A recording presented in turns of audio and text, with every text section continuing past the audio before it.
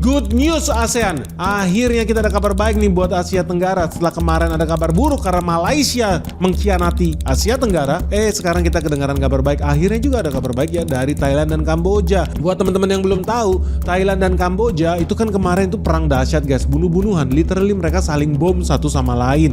Nah sekarang akhirnya mereka berdamai berkat Donald Trump. Dan ini ada hubungannya juga loh dengan Indonesia. Kenapa? Karena ternyata Indonesia dibela kepentingan sama Donald Trump. Kok bisa ya? So kalau lu penasaran jangan di skip video ini. Let's check this out. Jadi teman-teman ya, akhirnya resmi nih di KTT ASEAN kemarin Thailand sama Kamboja akhirnya berdamai karena di sana ada Donald Trump. Jadi nggak heran kalau Donald Trump itu ngebet banget meraih Nobel perdamaian, di mana ada kerusuhan. Donald Trump itu berusaha datang buat mendamaikan lah. Nah, dia bawa cerita sukses di sini karena akhirnya Thailand Kamboja berdamai dan mereka udah punya 4 kesepakatan yang disaksikan oleh Donald Trump. Salah satunya untuk melindungi Indonesia. Apa itu? Nah yang pertama, kesepakatan yang paling utama terkait gencatan senjata. Jadi mereka sepakat buat balikin tentara ke barak dan gak lagi tembak-tembakan. Nah yang kedua, mereka juga sepakat untuk saling membersihkan ranjau darat. Buat teman-teman yang belum tahu, negara Vietnam, Laos, Kamboja, Thailand hobinya pemasang ranjau darat. Jadi setiap tahun itu selalu ada anak-anak main di sawah meledak, kakinya hilang, kakinya diamputasi, orang mati, petani mati. Itu kabar normal sarapan setiap hari tuh. Oh ada orang hilang kakinya gara-gara kena ranjau darat. Yang ketiga, mereka juga sepakat untuk menyelesaikan masalah sengketa wilayah mereka. Nah inilah asal usul peperangan mereka ya, karena saling overclaim wilayah siapa. Ini wilayah gua, ini wilayah lu, ini wilayah gua. Nah, jadi cross border ini, lintas batas antar negara sering memang menjadi masalah guys di seluruh dunia, negara-negara yang punya perbatasan darat. Nah yang keempat ini yang menarik, kesepakatan damai ini ternyata juga bawa-bawa Indonesia. Kenapa? Karena yang keempat ini membela kepentingan kita. Jadi Donald Trump itu minta Kamboja buat memberantas kasus judi ilegal, kasus tipu-tipu online, scam dan lain sebagainya, itu harus dibinasakan. Dan di sini Kamboja setuju untuk mulai memberantas bisnis-bisnis scam ilegal online mereka yang parah itu, yang makan korban begitu banyak rakyat Indonesia. So ini unik banget guys. Kenapa yang tadinya perang memperebutkan wilayah tiba-tiba menjadi perang memberantas scammers, tukang tipu, judi ilegal. Wah ini kayaknya aneh juga ya, salah satu syarat perdamaian Kamboja Thailand kok bisa-bisanya ada soal pemberantasan bisnis tipu-tipu online ini. Ya ternyata ada usul-usulnya karena dunia internasional itu sudah resah dengan tingkah laku penipu di Kamboja ini. Bukan Indonesia doang yang rugi ribuan triliun duitnya ditipu oleh judi online dibawa ke Kamboja. Bukan Indonesia doang. Ternyata korbannya itu bukan Indonesia yang paling besar guys. Jadi Kamboja ini sudah meresahkan jutaan rakyat di dunia ini. Dan termasuk korban paling banyak adalah rakyat Thailand loh. Makanya jangan salah ya. Phnom Penh itu dia ditekan terus sama dunia internasional buat mengurangi aktivitas tipu-tipu online dia. Gue kira cuma orang Nigeria doang yang punya raja dan pangeran hobinya bagi-bagi duit ya di email. Ternyata orang Kamboja juga punya skill yang sama guys. Dan korbannya juga gak main-main ya. Kita kan selama ini mengira orang Indonesia yang paling sedih lah nasibnya ya, diporotin oleh orang Kamboja. Tapi faktanya ternyata tidak. Lu tahu ya, negara semaju, sehebat, secanggih Blackpink, negaranya Korea Selatan itu udah banyak loh yang ketipu bahkan dibunuh sama mafia online Kamboja. Jadi salah satu surat kabar ternama di Amerika Serikat ya, New York Times itu sampai berulang kali lo bikin headlines, judulnya ngeri, soal Korea Selatan yang sering kali ditipu, disiksa, diculik di Kamboja. Jadi bahkan sampai kemarin tuh bikin heboh karena ada mahasiswa Korea Selatan yang lagi belajar nih di Kamboja. Apa yang terjadi? Dia diculik guys di Kamboja, disiksa, diminta tebusan dan ujungnya dibunuh juga walaupun udah terima duit tebusannya. Jadi sampai-sampai Presiden Korea Selatan Lee Jae-myung itu sampai bikin komentar keras. Dia akan lakukan segala cara untuk melindungi warga negaranya, bahkan dia juga mempertimbangkan ngirim Kopassus ke sana, Kopassusnya Korea tentunya, buat menghabisi para bandit-bandit di Kamboja itu karena dia udah melihat ada peningkatan drastis. Lu bayangin ya, bisnis penculikan di Kamboja itu naik 600% guys dalam 1 tahun. Dan target utamanya adalah orang Korea Selatan yang ada di Kamboja. Jadi Jadi ternyata bisnis menculik orang Korea Selatan, spesifik banget nih, bisnis menculik orang Korea Selatan itu bisnis yang sangat menguntungkan, cuannya gede dibandingkan jualan kosmetik ya kayak di Indonesia ya. Dan ini ternyata udah banyak loh aktivitas seperti ini, nipu orang pakai online, pakai email, pakai WhatsApp, pakai WeChat, termasuk salah satunya ya university student itu. Jadi mahasiswanya orang Korea Selatan itu sampai dipancing untuk terlibat dalam bisnis yang katanya menguntungkan besar. Cuan datang dong, sama kayak orang Indonesia, banyak loh orang Medan diundang ke Malaysia, ujung-ujungnya dijual ke Kuala Lumpur, dari Kuala Lumpur mereka dikirim ke Kamboja. Jadi buat temen-temen lu bisa lihat lah, banyak itu orang kalau jalan rombongan tuh dari Medan pergi ke Kuala Lumpur atau dari Medan ke Thailand, itu udah spesifik deh. Abis itu mereka nyambung jalan darat buat ke Phnom Penh Kamboja. Di situ mereka bisa jadi dijual belikan guys untuk menjadi operator admin judi online, operator admin tipu-tipu online. Nah ini meresahkan sekali karena sampai banyak yang mati.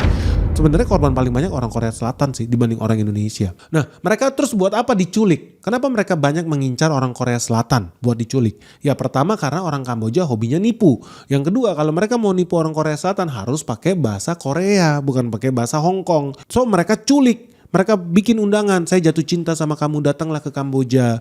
Hei kita ada bisnis menarik, datanglah ke Kamboja. Hei mau kerja di hotel ini, datanglah ke Kamboja. Begitu sampai sana mereka disekap, di training menjadi penipu untuk menipu warga negara bangsanya sendiri di Korea sana. Wah gila ini Kamboja. Nah yang kedua, korban Kamboja selain Korea Selatan sampai dibunuhin warga Korea Selatan dan diculik di situ, ternyata ada juga rakyat Vietnam. Jadi Vietnam ini juga udah sangat resah guys karena banyak rakyatnya sampai ada guru di sana bunuh diri karena duitnya dikuras rekening banknya sama scammers dari Kamboja. Jadi Vietnam ini adalah salah satu negara juga yang menjadi korban cybercrime besar loh dari Kamboja. Luar biasa ya. Jangan-jangan ya orang Vietnam ini ditipu sama orang Indonesia loh yang kerja di Kamboja. Kenapa bisa begitu? Karena ternyata scam Kamboja, cybercrime di Kamboja itu juga banyak makan warga Indonesia. Ya salah satu korban besar juga warga Indonesia. Lu tahu judi online yang mayoritas di Kamboja. Yang operatornya juga. Ya lu lihat komentar kolom admin di bawah ini, komentarnya YouTube Benix nih. Ini banyak banget nih judi online yang gue bingung ya. Prabowo kalah sama orang Kamboja. Prabowo kalah sama penjudi online. Kok bisa? Judi online ini merugikan kita ribuan triliun duit negara, katanya mau memajukan negara, katanya mau GDP 8%. Tapi Prabowo sampai detik ini kalah sama judi online. Ada apa ini? Apa jangan-jangan dilindungi ya? Sedih banget kita ini, bodoh banget. Orang Vietnam sama Thailand ini sampai ngadu loh, sampai mau perang-perangan loh. Demi melindungi negaranya. Kok negara Indonesia diem aja ya? Gak ada nyali sama orang Kamboja. Bodoh banget. Bentar guys. Sebelum kita lanjut videonya. Halo goodies guys, teman-teman investor, Benix Investor Summit 2025 akan segera diselenggarakan di bulan Desember 2025 di Swiss Bell Solo. Jadi buat teman-teman yang pengen segera diskusi, ketemu, dan interaksi langsung ya. Karena kita bakal membahas 3 sektor penting. Yang pertama terkait energi, yang kedua terkait bisnis logistik, dan yang ketiga ada sektor spesial nih. Dengan pembicara yang spesial juga, karena ya cuannya gede banget nih guys. Nah buat lo yang penasaran dan pengen segera ikutan di event acara offline spesial Benix, cuma ada 1 tahun sekali yang namanya Benix Investor Summit 2025. Yuk segera daftar sekarang juga nih sebelum terlambat. Dan ingat kursinya juga terbatas karena cuma ada 50 kursi guys. Total kursi yang kita sediakan. Ikut di sini sangat happy lah ya. Jadi banyak sekali membuka wawasan baru, terutama banyak bocoran-bocoran mengenai kebijakan maupun emiten yang akan terbang selanjutnya. Jadi puas sekali sih dengan ini. Kalau tahu Pak Ben di YouTube sendiri kan lebih pinggir jurang, ini lebih pinggir lagi lah ini. Mengikuti Benix Investor Summit ini setelah 2 kali, saya mendapatkan manfaat bahwa kalau kita bisa memahami fundamental atas perusahaan dan forecast untuk perusahaan kedepannya, kita pasti akan mendapatkan hasil yang jauh lebih baik. Dan itu yang saya rasakan selama setahun ini. Dan saya harapin kalau untuk Benix Investor Summit 2025 diadakan, saya pasti akan ikut lagi. Salam cuan. So siapa cepat dia dapat. Sampai ketemu di Solo ya guys, bulan Desember 2025. Benix Investor Summit 2025 segera datang lagi. Segera daftarkan dirimu sekarang juga sebelum terlambat. Ingat ini acara eksklusif yang kita selenggarakan private dan sangat intim. Kita bisa berinteraksi full nih selama 24 jam. Karena acaranya diselenggarakan selama 2 hari. Dari hari Sabtu sampai hari Minggu. Dari jam 9 pagi sampai malam. So tunggu apa lagi? Segera daftarkan dirimu sekarang juga di nomor WhatsApp yang ada di bawah ini. Sampai ketemu di Solo guys. Bye-bye. Orang Vietnam sama Thailand ini sampai ngadu loh, sampai mau perang-perangan loh. Demi melindungi negaranya. Kok negara Indonesia diem aja ya? Gak ada nyali sama orang Kamboja. Bodoh banget. Bahkan lebih sedih lagi ya, 80.000. Ini koran Kompas nih yang tulis. 80.000 pekerja Indonesia yang ada di Kamboja. Itu mayoritas ilegal Dan kerjaan yang melanggar hukum juga, ilegal juga. Karena mayoritas dari 80.000 orang Indonesia yang kerja di Kamboja bergerak di bisnis tipu-tipu online, scammer, fraud, dan judi online. Gila. Bahkan lebih gila lagi, ada juga loh warga Bekasi itu sampai tewas disiksa di perusahaan tipu-tipu Kamboja. Gila nih, pelaku pembunuhnya siapa? Ya warga negara asing dan warga negara Indonesia sendiri yang bunuh dia.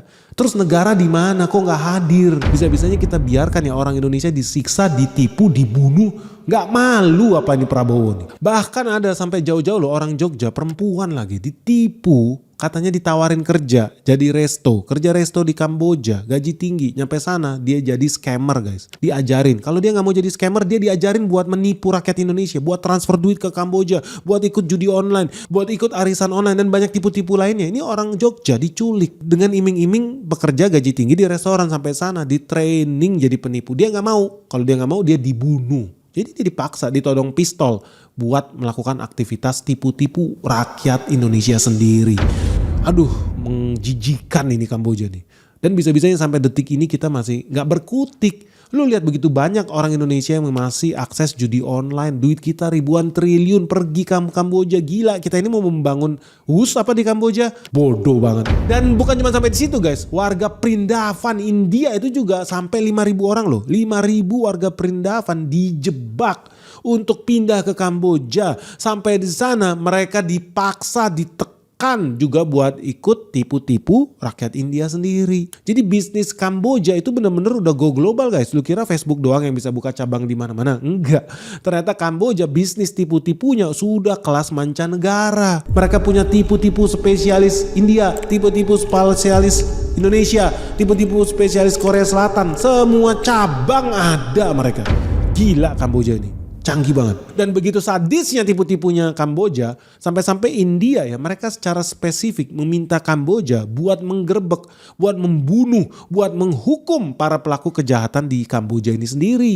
Ini beda dengan Indonesia. Kalau Indonesia diem aja lihat rakyatnya dibunuh. Indonesia diem aja lihat rakyatnya ditipu sama Kamboja. Indonesia diem aja lihat rakyat kita diculik, disiksa. Wes, gak ada harga dirinya. Jijik banget gue liatnya. Tapi lu lihat India. Apa yang dilakukan India? India langsung tekan itu Kamboja. Dia tekan itu Kamboja dengan segala cara. Akhirnya apa? Tentara Kamboja mau gak mau, polisi Kamboja mau gak mau, koruptor semua isinya. Tapi mau gak mau karena India itu powerful, punya nuklir. Kalau Indonesia punyanya tempe bacem. Apa yang dilakukan oleh Kamboja? Dia akhirnya menyelenggarakan penggerebekan cybercrime terbesar sepanjang sejarah di Kamboja. 3.075 orang ditangkap gara-gara India. Indonesia mana? Gak hadir negaranya buat lindungin rakyatnya sendiri. Sedih. Tapi di situ juga ada kabar baik karena akhirnya terungkap. Mayoritas markas-markas penipu online ini ketika digerebek, lu tahu warga negaranya apa ternyata? Pertama, Cina. 1028 warga Cina tertangkap di markas mafia-mafia Kamboja ini. Yang kedua, Vietnam. 693 warga Vietnam jadi operator di Kamboja. Peringkat 3 apa? Wah, Indonesia dong. Prestasi luar biasa. Karena ada 366 warga Indonesia yang menjadi operator scammers ini. Peringkat 4 tentu saja India. 105 orang. Peringkat 5 Bangladesh, ada 101 orang Bangladesh di Kamboja ditangkap. Lalu di bawahnya ada lagi Thailand 82 orang, Pakistan 81 orang, Korea Selatan 57 orang Nepal 13 orang, dan ada Malaysia cuma 4 orang. Nah, mungkin karena orang Malaysia ini juga bodoh-bodoh ya, dia diajarin nipu orang juga nggak ngerti caranya. Ya selain Malaysia ada juga Filipina, Laos, Rusia, Nigeria, Kamerun, Uganda, Sierra Leone, Mongolia, and Myanmar. Jadi dari sini udah tahu ya memang bisnis tipu-tipu Kamboja ini udah go internasional ya. Mereka udah go global ya, mengalahkan Taylor Swift. Taylor Swift aja gue nggak yakin dia bikin konser di Uganda laku, gue rasa enggak ya. Tapi orang Kamboja udah punya klien, korban ya udah sampai Sierra Leone, yang pakai bahasa juga pakai bahasa Prancis bukan pakai bahasa Kamboja, udah sampai ke Nigeria, udah sampai ke Kamboja, sampai Timbuktu sekaligus. Semua orang pun udah ditipu sama Kamboja nih. Gila nih skalanya, luar biasa. Kayaknya kalau ada alien di planet Mars juga ditipu juga masih Kamboja nih. Hebat nih. Tapi lu penasaran gak sih kenapa mayoritas orang yang digerebek di Kamboja itu adalah rakyat Cina? Ribuan orang loh orang Cina yang tipu. Ternyata ini ada hubungannya juga dengan program BRI, Belt and Road Initiative. Ini programnya Xi Jinping nih. Jadi menurut penelitian dari Lindsay Kennedy ya, ini salah satu jurnalis asal London, Inggris, itu awalnya dari tahun 2013 ketika Cina Kamboja bikin kerjasama nih buat bikin program BRI. Jadi buat teman-teman yang belum tahu, Cina itu punya duit banyak, dia pengen bikin program kayak Manhattan Project Amerika Serikat post World War II yang dilakukan Cina apa, bagi-bagi duit ke banyak negara. Lu mau bikin pelabuhan, gue modalin. Lu mau bikin pesawat, gue modalin. Lu mau bikin dermaga, gue modalin. Lu mau bikin bandara hantu di Jawa Barat, gue modalin. Lu mau bikin apa, kereta hantu, gue modalin. Lu mau bikin apa, kota hantu, gue modalin. Semua dibikin-bikin sama si Cina, saking dia kebanjiran duit. Nah, ternyata salah satu negara yang kebanjiran duit investasi dari Cina adalah Kamboja. Nah, ketika Cina bikin proyek di Kamboja, tentunya ya yang dapat proyek itu biasanya BUMN juga. Kayak WUS itu kan BUMN Cina, konsorsium sama BUMN Indonesia. Nah, begitupun di Kamboja, ketika BUMN Cina menang, tentu dia bawa subkontraktor, subkon dari perusahaan-perusahaan kecil juga dari Cina ke sana. Tapi ternyata memang bandel ini BUMN Cina ini juga, yang dia bawa PT-PT itu banyak karyawan mereka itu ternyata profesinya kriminal, preman, tukang tipu, tukang debt collector, itu semua yang dibawa oleh perusahaan-perusahaan dari Cina. Wajar aja, lu bayangin kalau Indonesia mau bikin proyek di Kabul, Afghanistan. Bayangin yang menang proyek itu waskita. Lu kira orang normal mau kerja di Kabul, Afghanistan tiap hari dar-der-dor, jeger-jeger? Gua rasa enggak. Tapi kan dia udah terkadung menang proyek. So apa yang dilakukan oleh perusahaan kalau udah menang proyek di daerah konflik seperti Kamboja yang punya ranjau darat di mana-mana? Ya udah, karyawannya dicari orang-orang dari terminal, orang-orang preman, orang-orang berani mati, orang-orang mafia, gangster, itulah yang dibawa. Itulah yang dilakukan oleh China. Dan ketika proyeknya selesai, apa yang terjadi? Ya orang-orang ini melihat kesempatan lebih besar buat cari duit di Kamboja. So mereka tinggal mafia-mafia, preman-preman ini sama kayak sejarah berdirinya negara Australia. Buat yang lo tahu, Australia itu dulu tempat perbuangan budak-budak dari Inggris. Karena kalau orang Inggris punya duit, punya otak, punya pendidikan, gak bakal mau dia pindah ke Australia. Negaranya isinya apa? Padang pasir, gak ada. Ya itulah sekarang menjadi negara Australia, isinya adalah kaum budak. Dan ini fakta. Nah itulah isinya negara Kamboja sekarang. Adalah isinya orang-orang Cina daratan, tapi yang ampas-ampasnya guys. Sisa dari program pembangunan skala besar yang dilakukan di sana. Dan banyak dari perusahaan-perusahaan vendor-vendor itu ya, yang ketika terlibat itu juga mereka banyak juga jadi investor di Kamboja. Karena mereka dapat duit kerja di situ, dapat duitnya juga duit Kamboja, ya mereka pikir dibanding balik lagi ke Cina. Jadi banyak perusahaan-perusahaan vendor ini, subkon ini pada akhirnya mereka investasi di bisnis-bisnis yang ilegal, prostitusi, judi online, dan bisnis-bisnis ilegal lainnya. Dan tentu saja karyawannya ya tentu mantan para kontraktor-kontraktor itu sendiri ya, tukang-tukangnya mereka sendiri yang mereka hire. Dan mereka pun akhirnya belajar untuk membina hubungan. Karena mereka juga nyogok anggota-anggota DPR yang ada di Kamboja. Jadi banyak politisi Kamboja ujung-ujungnya jadi peliharaan mafia-mafia Cina ini. Dan bahkan lebih hebat lagi, ada beberapa mafia skala kecil ya di daerah-daerah sampai bikin kota judi di Kamboja. Mereka bangun kota baru di tengah hutan, isinya mega kasino guys. Jadi lu bisa bayangin, entah dari mana tiba-tiba muncul kalau lu buka Google Map di Kamboja. Dulu kelihatannya hutan, sekarang di tengah hutan tiba-tiba ada kasino. Di pinggir pantai tiba-tiba ada kasino gitu. Nah itulah yang terjadi karena banyak investor ini kan ahlinya adalah bikin bangunan, bikin gedung, developer mereka. Ketika jadi subkon, tapi ketika proyeknya selesai ya mereka akhirnya bangun proyek-proyek kasino-kasino itu di sana. Tapi sebetulnya guys, kenapa sih banyak banget sih orang pengen buka bisnis ilegal ya di Kamboja ya? Tipu-tipu lah, pembunuhan lah, penculikan lah, cybercrime lah, scam lah, illegal gambling lah, judi-judi online lah. Kenapa? Karena jangan-jangan ya bisnis ini sangat menguntungkan. Ya kita gampangnya gini aja deh, lu lihat. Kalau seandainya sesuatu itu gak ada duitnya, siapa yang mau melakukannya? Kan gitu aja. Nah kalau lu lihat ya, perekonomian Kamboja itu perekonomian di tahun 2024 nilai GDP dia itu cuma 700 triliun guys. 700 triliun itu 40% disumbangkan dari sektor tekstil sama garmen. Itulah bisnis pabriknya mereka, industri tekstil sama garmen itu 40% dari 700 triliun. Peringkat 2, 36% itu dari bisnis jasa. Ya semua jasa lah, pariwisata, accounting, perbankan, perfilman, ya pokoknya jasa-jasa lah. Nah peringkat 3 pertanian itu cuma 17%. Nah ini semua kalau digabung jadi satu, pertanian lah, perbankan lah, tekstil, pariwisata, kalau semua digabung jadi satu nilai ekonominya cuma 700 triliun guys. Kecil loh, lu tau lah Indonesia bisa sampai 3.000-an triliun loh. Terus kalau gitu kenapa orang masih mau berbisnis ya di Kamboja? Karena ternyata bisnis ilegal di Kamboja, bisnis tipu-tipu, bisnis scam, bisnis cybercrime, bisnis judi online, bisnis yang nggak bener semuanya di Kamboja. Lu tahu nilai bisnisnya berapa? 2000 triliun guys. Ngeri nggak? 2000 triliun ini hasil riset yang sahih. 2000 triliun, sementara perekonomian negaranya, bisnis resminya cuma 700 triliun. Artinya hampir 3 kali lipat lebih besar sumbangan bisnis tipu-tipu online, bisnis judi online terhadap perekonomian negara Kamboja. Kalau konteksnya sudah begitu, artinya gila, bisnis ilegal jauh lebih cuan dibandingkan bisnis pertanian atau bisnis tekstil. Ya udah jelas nih. Sampai nilainya jauh melebihi GDP nasional mereka. Dari konteks ini lu udah bisa lihat bahwa negara Kamboja bukan lagi dimiliki oleh rakyat Kamboja. Artinya negara Kamboja sudah dimiliki oleh mafia.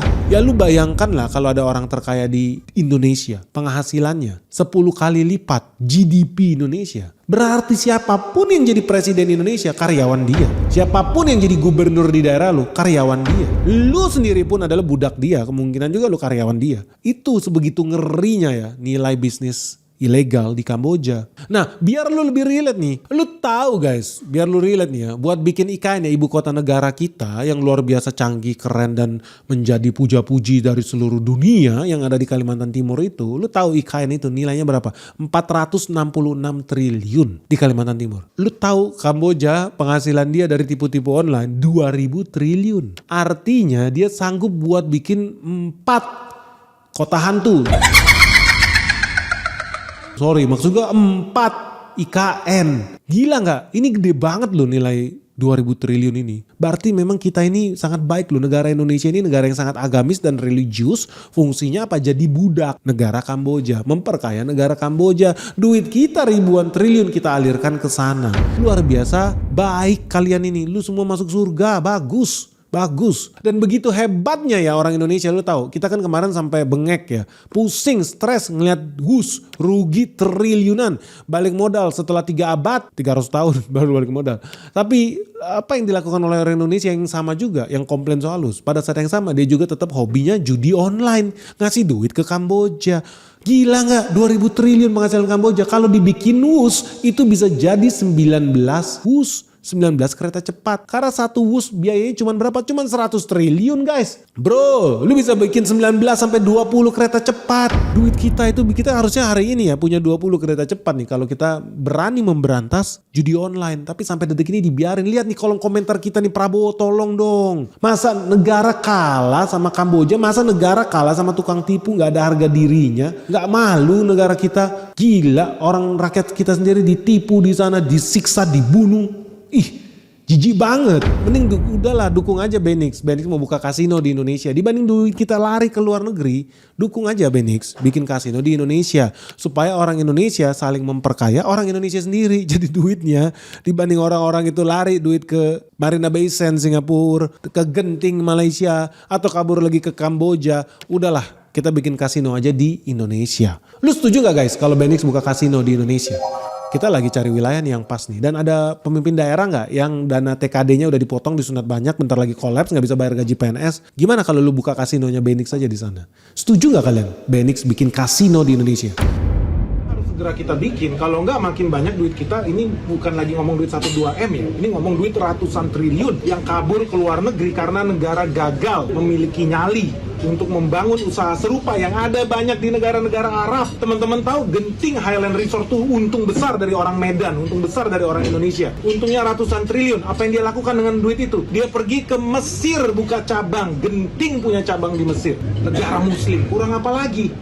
Dan pertanyaannya, menurut lu gampang gak sih sebenarnya memberantas bisnis scam, tipu-tipu, judi online ilegal di Kamboja itu? Karena levelnya udah sampai negara aja kalah lo penghasilannya sama mafia gambling itu loh. Kalau lu pikir juga sebagai pemerintah Kamboja, lu apa bener mau memberantas bisnis tipu-tipu itu, bisnis ilegal itu? Karena udah pasti dong, mereka lah yang bayar gaji PNS di Kamboja, mereka lah yang bayar penghasilan rakyat-rakyat Kamboja, sehingga duit mengalir ke sana. Iya dong, kalau lu jadi negara, seyogyanya, lu mau gak sih memberantas mereka atau lu justru memelihara mereka, berkolaborasi dengan mereka supaya ya lu tetap dapat duit. Pejabat-pejabat di Kamboja bisa beli Rolls Royce baru, bisa beli mobil mewah. Ya dong, coba lu berpikir dengan logis. Menurut lu mungkin gak ya Kamboja itu memberantas aktivitas bisnis ilegal ini. Nah yang kedua ya, kalau Kamboja aja bisa download duit 2000 triliun setiap tahunnya. Indonesia gimana ya? Menurut lu Indonesia bisa gak sih buka bisnis yang bisa mendownload duit ribuan triliun juga setiap tahunnya? Ya misalkan kayak Thailand lah, mereka udah mulai nanam ganja skala besar lah. Itu kan kalau di Indonesia ilegal. Tapi mereka cita-citanya menjadi eksportir ganja terbesar di dunia. Karena sekarang mereka udah dapat banyak kiriman. Mereka supply ganja ke Amerika Serikat. Mereka supply itu ke Eropa untuk kebutuhan medis, pengobatan dan lain sebagainya. Nah kalau Indonesia gimana? Di Indonesia banyak loh hal-hal yang sengaja dibikin sulit, dibikin ilegal supaya yang kaya jenderal-jenderal. Hah gimana nih? Lu masih rela duit kita hilang tuh ribuan triliun? Atau lu punya ide bisnis lain lah? Oke pak, jangan pak itu kan haram kalau judi. Mendingan lakukan yang lain. Oke, lu ada ide apa? Supaya Indonesia bisa dapat 2000 triliun setiap tahun. Jadi kita bisa bikin sekolah, kita bisa cerdaskan anak bangsa, kita bisa bagi-bagi vitamin gratis, makanan bergizi gratis. Skala besar, yang harganya jangan 10.000 satu porsi, 100.000 satu porsi. Bisa nggak? Bisa. Kalau lu dukung Benix buka kasino di Indonesia. Lu setuju nggak ya? Orang Singapura udah berpikir gimana cara mendownload ribuan triliun dari rakyat Indonesia. Orang Malaysia sudah download duluan bahkan di Genting. Orang Kamboja nggak mau kehilangan kesempatan dong. Orang Indonesia kalau bisa memperkaya orang Kamboja dong. Ajaib sih ini guys. So ditunggu komentar kalian gimana. Lu setuju gak sih kalau Indonesia mulai ngambil tindakan tegas untuk memberantas pelaku kejahatan online ilegal, scammer, tipu-tipu ini.